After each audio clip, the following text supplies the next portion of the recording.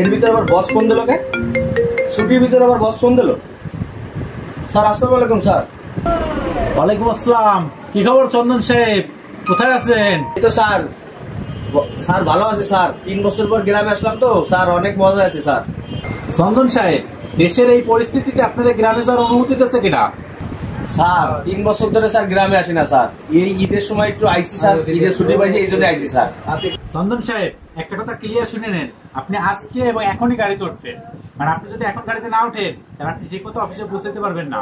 আর আপনি অফিসে না পৌঁছাইলে আমার কোম্পানির কত বড় লস হয়ে যাবে আপনি জানেন। আপনি এখনই গাড়িতে ওঠেন। স্যার স্যার আমি তো 3 বছর পর আজকেরাই আইছি স্যার। স্যার আমি সময় মতো পৌঁছে যাবো স্যার, টেনশন নেন না স্যার, আমি সময় মতো পৌঁছে যাবো স্যার।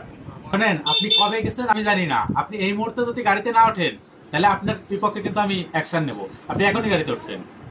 বাঙ্গির পো, তুই আমার কি অ্যাকশন নিবি? 3 বছর পর গ্রামে আইছি, তারপরে শান্তি নাই, তুই তারপরে ফোন দিস। তুই আমার কি অ্যাকশন নিবি? তোর অ্যাকশন আমি নেব, তুই আর এরপর আমার ফোন দিস, দেখিস কেন তোর কি হয়।